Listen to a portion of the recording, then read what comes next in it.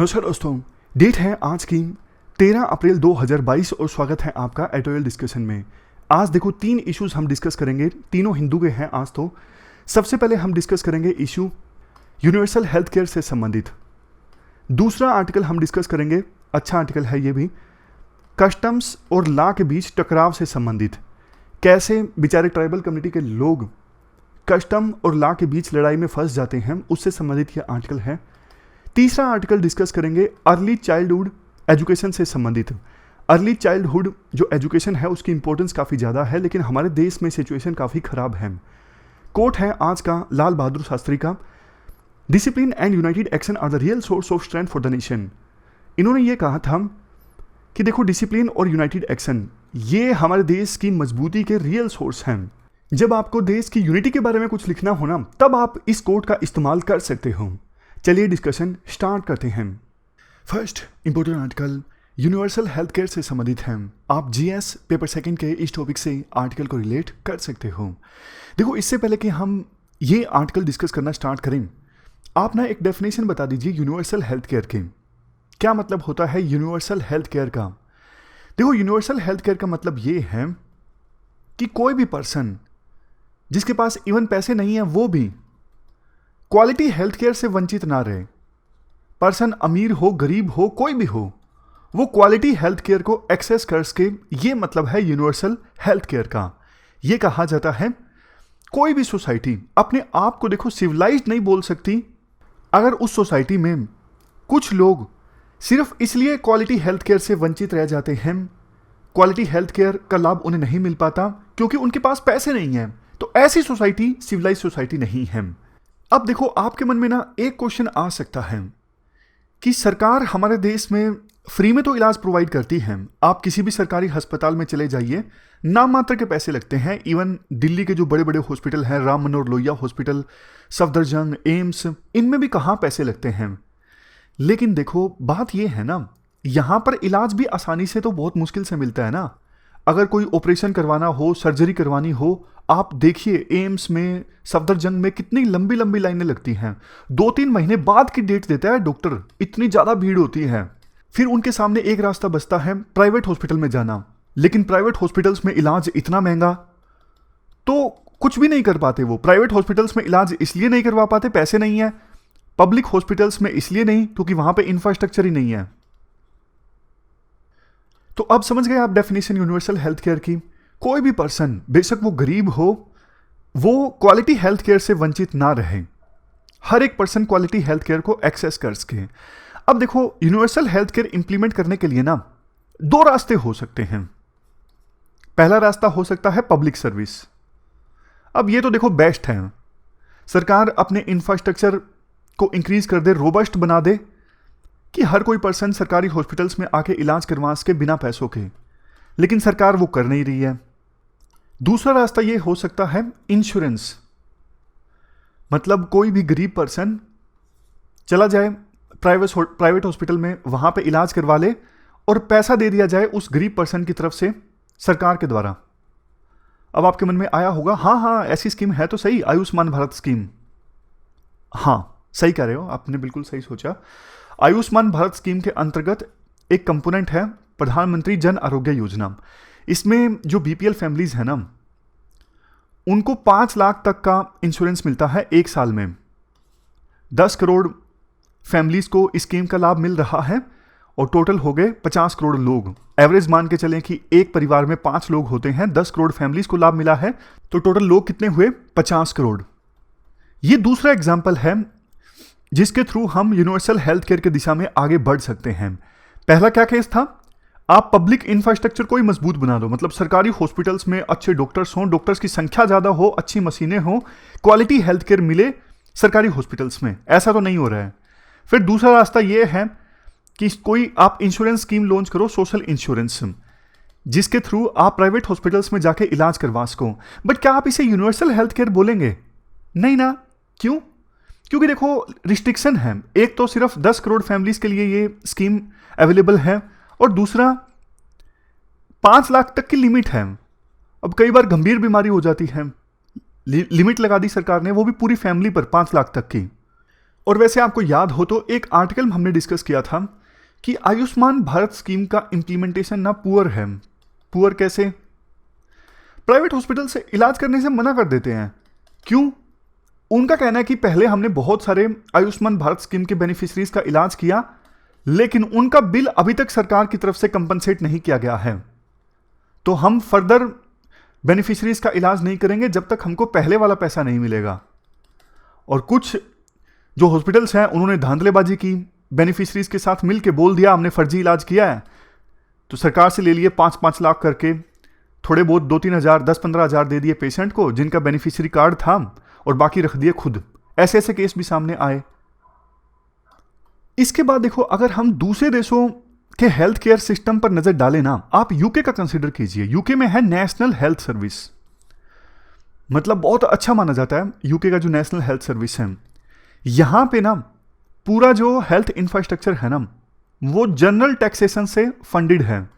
मतलब सरकार जो टैक्स रेवेन्यू इकट्ठा करती है ना, उस रेवेन्यू से वो नेशनल हेल्थ सर्विस को फंड देती है, और national health service quality health care provide करता है यूके के सभी रेजिडेंट्स को, मतलब फ्री है और अच्छी है सर्विस वहां पे, इंडिया की तरह नहीं है।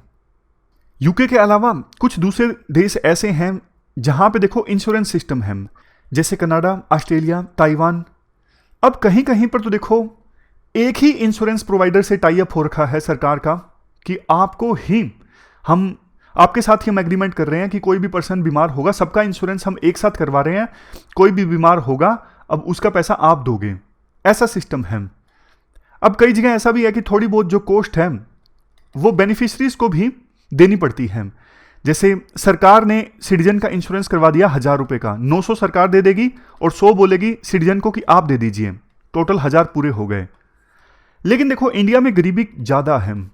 इंडिया में अगर हम ये लिमिट लगाएंगे ना कि कम से कम 10% भी इंश्योरेंस का अमाउंट जो है वो गरीब पर्सन दे, तो बहुत से जो लोग हैं ना वो एक्सेस नहीं कर पाएंगे, इस स्कीम का लाभ नहीं उठा पाएंगे।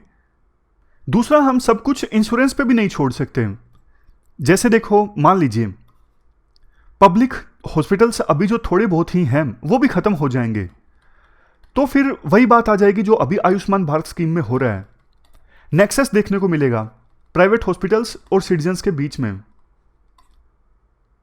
इवन छोटी छोटी चीजों के लिए भी जो लोग हैं वो महंगे महंगे हॉस्पिटल्स में जाने लगेंगे, और हॉस्पिटल्स का तो बेनिफिट ही है एक्सपेंसिव हॉस्पिटल्स का कि लोग हमारे पास आए, हम ज़्यादा पैसा क्लेम कर सकें। तो इसका सॉल्यूशन ये है, जो अभी प्राइमरी हेल्थ केयर इंफ्रास्ट्रक्चर है ना, उसे तो सरकार मजबूत करे पूरी तरह से। प्राइमरी हेल्थ केयर इंफ्रास्ट्रक्चर का फायदा ये होता है, एक तो डिजीज का शुरुआती दिनों में ही डिटेक्शन हो जाता है, और प्रिवेंटिव कंपोनेंट भी काफी स्ट्रॉन्ग होता है अगर प्राइमरी हेल्थ केयर इंफ्रास्ट्रक्चर मजबूत हो। मतलब डिजीज को अवॉइड किया जा सकता है अवेयरनेस फैला के लोकल लेवल पर। अब लास्ट में आर्टिकल में राइटर जो है चीजों को समराइज करते हैं, वो कहते हैं कि इंडिया यूनिवर्सल हेल्थ केयर की दिशा में आगे कैसे बढ़ सकता है। अभी देखो सही समय है यूनिवर्सल हेल्थ केयर मॉडल को अपनाने का, क्योंकि थाईलैंड, यूके, इन देशों ने जब यूनिवर्सल हेल्थ केयर को अपनाया था ना, तो उनकी पर कैपिटा इनकम इंडिया जितनी थी। तो अब इंडिया को भी अपना लेना चाहिए। कैसे अपनाए इंडिया? इंडिया होप्स मॉडल को अपना सकता है। होप्स का पूरा नाम है health care as an optional public service. इसमें क्या होगा, जैसे देखो आज के समय में केरला, तमिलनाडु जैसे राज्य में होता है, किसी भी सिटीजन को कोई भी बीमारी हो, वो पब्लिक सेक्टर में यानी पब्लिक हॉस्पिटल्स में कम से कम संतुष्टिजनक इलाज करवा सकता है, और थोड़ी बहुत कॉस्ट देकर। प्राइवेट सेक्टर भी है, इसका मतलब ये नहीं है कि प्राइवेट सेक्टर नहीं है केरला में, तमिलनाडु में। तो यही मॉडल पूरे देश में अपना लिया जाए। केरला और तमिलनाडु में जो पब्लिक हेल्थ इंफ्रास्ट्रक्चर मजबूत है ना, वैसे ही मजबूत किया जाए दूसरे राज्यों में भी। लेकिन अगर कोई अमीर पर्सन है, वो प्राइवेट में इलाज करवाना चाहता है, तो उसे ऑप्शन दिया जाए कि आप प्राइवेट में भी करवा लो, आपकी मर्जी है। तो ये हो सकता है कि health care as an optional public service, जैसा केरला, तमिलनाडु में है। पब्लिक हॉस्पिटल्स में कम से कम संतुष्टिजनक इलाज तो जरूर हो जाता है, इंफ्रास्ट्रक्चर इतना अच्छा है, लेकिन फिर भी कोई अगर प्राइवेट हॉस्पिटल्स में जाके करवाना चाहता है तो करवा ले, और प्राइवेट सेक्टर को थोड़ा अच्छे से रेगुलेट कर लिया जाए ताकि वो अपनी मनमानी ना करें। देखो दो तरह के प्राइवेट हॉस्पिटल्स हैं, एक फॉर प्रॉफिट, एक नॉन प्रॉफिट। नॉन प्रॉफिट जैसे संस्था वाले। फॉर प्रॉफिट जो होते हैं ना, वो एक बड़े डायलेमा को फेस करते हैं। प्रॉफिट पे ध्यान दिया जाए या फिर पेशेंट की वेलबींग पे ध्यान दिया जाए, बहुत बार अनएथिकल प्रैक्टिसेस सामने आती हैं। जैसे पता है डॉक्टर्स को पेशेंट के बचने की संभावना बिल्कुल नहीं है, फिर भी इंजेक्शन पे इंजेक्शन दे दिए जाते हैं, आईसीयू में रखा जाता है कई दिन तक ताकि हॉस्पिटल का बिल इंक्रीज कर सके। ये देखो हाईली अनएथिकल प्रैक्टिस है। तो प्राइवेट हॉस्पिटल्स को रेगुलेट करो, पब्लिक इंफ्रास्ट्रक्चर को मजबूत करो, और कम से कम पब्लिक इंफ्रास्ट्रक्चर ऐसा होना चाहिए कि हर सिटीजन संतुष्टिजनक इलाज जरूर करवा सके पब्लिक इंफ्रास्ट्रक्चर, पब्लिक हॉस्पिटल्स में। तो ये पूरा आर्टिकल हमने डिस्कस किया, चलते हैं आगे। इसके बाद next article customs versus law के बीच टकराव से संबंधित है। कस्टम्स और लॉ के बीच टकराव, जीएस पेपर 2 के इस टॉपिक से आर्टिकल को रिलेट कर सकते हो। ये तो देखो एथिक्स का भी इंपॉर्टेंट आर्टिकल बनता है। एथिक्स में कई बार ऐसे क्वेश्चन पूछ लिए जाते हैं ना, ethics versus laws, laws versus morals. बात करें आर्टिकल की, उससे पहले थोड़ा सा बेसिक्स देखो। Protection of children from sexual offence यानी पोक्सो एक्ट जो है 2012 में आया था, बच्चों को सेक्सुअल ऑफेंसेस से प्रोटेक्ट करता है ये एक्ट। एक्ट में एक प्रोविजन ये है, अगर देखो हॉस्पिटल्स में कोई लड़की जिसकी एज 18 से कम है वो डिलीवरी के लिए अगर आती है तो उस हॉस्पिटल को नज़दीकी पुलिस स्टेशन को सूचित करना होता है। समझ गए? किसी भी हॉस्पिटल में कोई ऐसी युवती डिलीवरी के लिए आई है जिसकी एज 18 साल से कम है, तो उस हॉस्पिटल को उसी समय पुलिस स्टेशन को बताना होता है कि ये लड़की हमारे पास आई है डिलीवरी के लिए, एज 18 से कम है। तो ऐसी रिपोर्ट मिलने के बाद पुलिस अथॉरिटीज एफआईआर दर्ज करती हैं उस पर्सन के अगेंस्ट जो प्रेगनेंसी के लिए रिस्पॉन्सिबल है।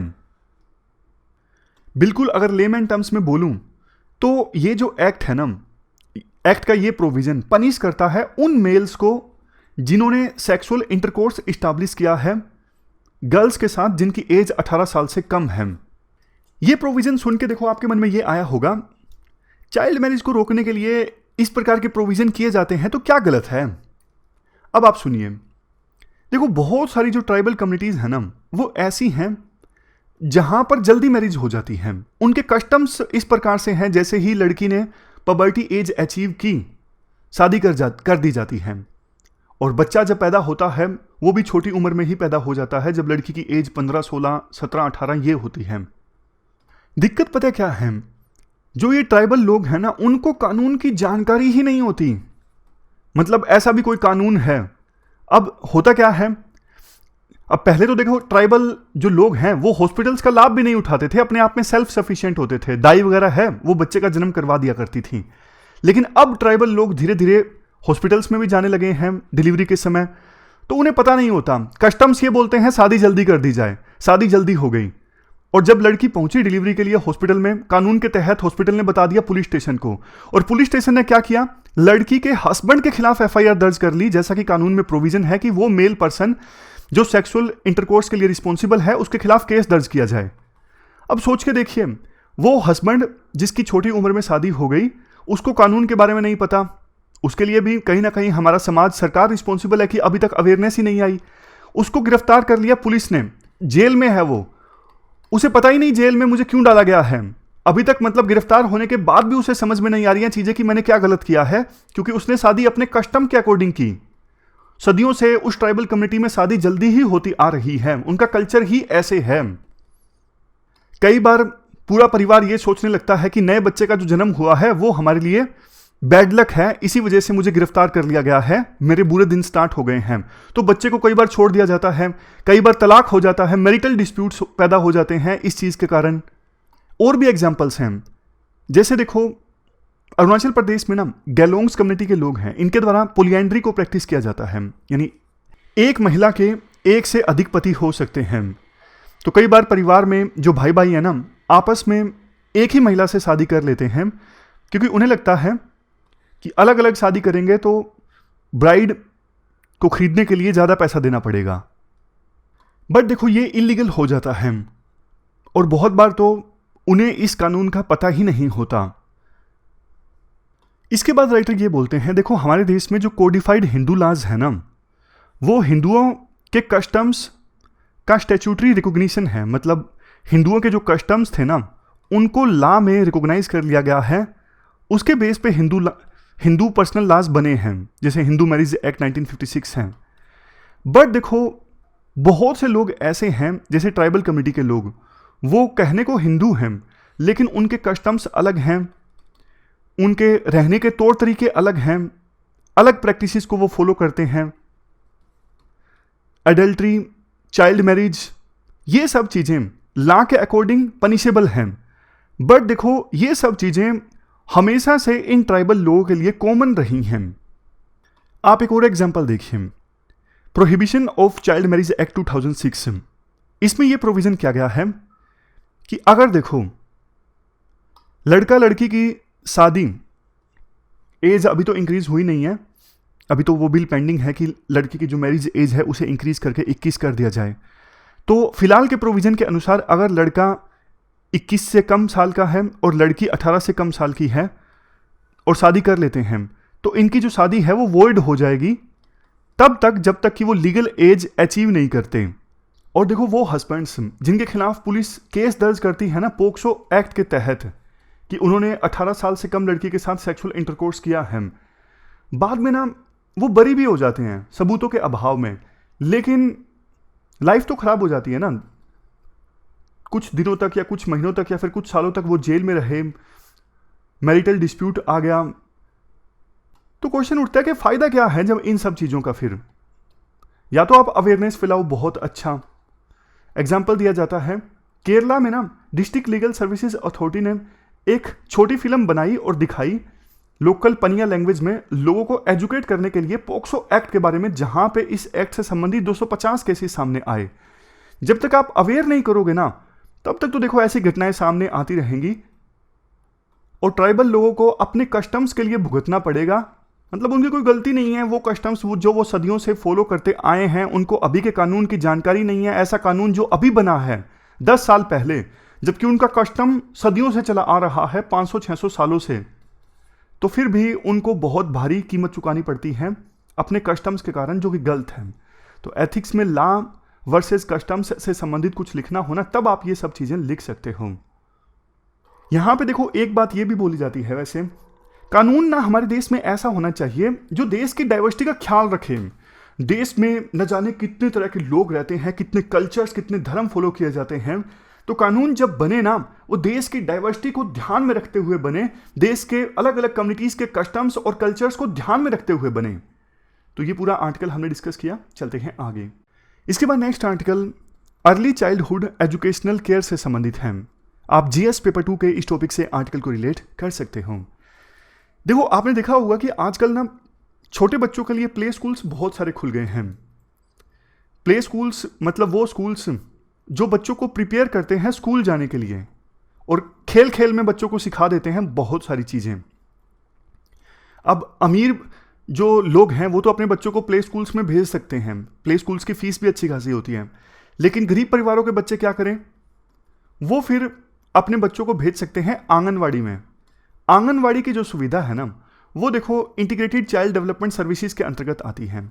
आईसीडीएस स्कीम में ना 6 सर्विसेज का लाभ उठा सकते हैं। Supplementary nutrition, pre school non formal education, nutrition and health education, immunisation यानी टीका वगैरह, हेल्थ चेकअप और सबसे लास्ट में रेफरल सर्विसेज। लेकिन हमारा फोकस इस आर्टिकल में है pre school and non formal education पर। यह आईसीडीएस का ही पार्ट है। आंगनवाड़ी में सरकार ने प्रोविजन किया है कि बच्चों को शुरुआती एजुकेशन दी जाए। National early childhood care and education curriculum framework 2013 में यह मैंडेटरी किया गया था कि देश के सभी आंगनवाड़ी सेंटर्स और प्री स्कूल्स में प्ले वे करिकुलम होना चाहिए, मतलब खेल खेल में बच्चे सीख सकें, ऐसा करिकुलम होना चाहिए। ये जो तस्वीर आप देख रहे हो, खेलते खेलते बच्चे गिनती सीख जाएं, ABCD सीख जाएं और दूसरी चीज़ें सीख जाएं, एग्जाम्पल्स हैं। अब देखो दिक्कत ये है, कहने को तो अच्छा है आंगनवाड़ी का कंसेप्ट, बट आपको भी पता है कि आंगनवाड़ी में ज़्यादा अच्छी फैसिलिटीज़ होती नहीं है। स्टाफ या तो कम होता है बहुत ज़्यादा, और होता है तो वो इतना सक्षम नहीं होता। हाल ही में बजट में सरकार ने प्रोविज़न किया था कि हम आंगनवाड़ी सेंटर्स को हाईटेक बनाएंगे, बट इम्प्लीमेंटेशन की दिशा में अभी कुछ खास हुआ नहीं है। अभी सरकार ने सिर्फ प्लान किया है। देखो, जो अर्ली चाइल्डहुड एजुकेशन होती है ना, वो बच्चे के लिए बहुत इंपॉर्टेंट होती है, क्योंकि स्कूल से पहले बच्चा जब थोड़ा बहुत सीख के जाता है ना, स्कूल में काफ़ी अच्छा परफॉर्म करता है, पहले से वो प्रिपेयर होके जाता है। अदरवाइज तो फिर जो AACR एजेंसी है, सर्वे कंडक्ट करती है, 8 साल का बच्चा, 8वीं क्लास का बच्चा दूसरी क्लास के क्वेश्चन नहीं सोल्व कर पाता, 5वीं क्लास के मैथ के जो क्वेश्चन है वो सोल्व नहीं कर पाता, ऐसी सब दिक्कतें आती हैं। यानी लर्निंग आउटकम हमारे देश में बहुत कम हो जाती है। इस चीज़ को एड्रेस करने के लिए अर्ली चाइल्डहुड एजुकेशन केयर पर ध्यान देना बहुत जरूरी है। तो ये सब चैलेंजेस आते हैं, चैलेंजेस पे आप नज़र डाल लीजिए। एब्सेंस ऑफ एडिक्वेट स्पेस, इतना स्पेस नहीं होता कि बच्चों को खेल खिलाया जा सके। एक ही कमरे में आंगनवाड़ी होता है, सिर्फ बैठने की सुविधा भी मुश्किल से मिल पाती है। Lack of play based learning material, ऐसे ऐसे गेम्स भी तो होना जरूरी है ना, ये तो सिर्फ एग्जाम्पल है। ऐसे ऐसे गेम आंगनवाड़ी में अवेलेबल होंगे तभी तो बच्चे सीख सकेंगे। पैसा सरकार देती नहीं है, तो कहाँ से जो आंगनवाड़ी वर्कर्स हैं वो ये खरीद के लाएं। सरकार अर्ली चाइल्डहुड एजुकेशन में काफ़ी कम इन्वेस्ट करती है, ह्यूमन रिसोर्सेज का अभाव देखने को मिलता है। तो आंगनवाड़ी सेंटर्स की सिचुएशन भी ना अलग अलग राज्यों में अलग अलग है। कहीं कहीं राज्यों में सिचुएशन अच्छी भी है, और कहीं तो देखो एक राज्य में भी कुछ जिलों में अच्छी है, कुछ जिलों में खराब है। इस अर्ली चाइल्डहुड एजुकेशन के क्षेत्र में ना ज़्यादा रिसर्च और डेवलपमेंट भी नहीं हो रहा है। ये इतना इंपॉर्टेंट कंपोनेंट है देश को आगे ले जाने का, क्योंकि देखो बच्चे अगर प्ले स्कूल्स में अच्छा टाइम बिताएंगे, आंगनवाड़ी सेंटर्स में अच्छा टाइम बिताएंगे, तो उनको बहुत फ़ायदा होगा। न्यूट्रिशनली तो फ़ायदा होगा ही, लेकिन वो स्कूल एजुकेशन के लिए पहले से तैयार हैं। तो आगे जो चुनौती आती है, लर्निंग आउटकम बहुत कम होता है, उस चुनौती को एड्रेस किया जा सकता है।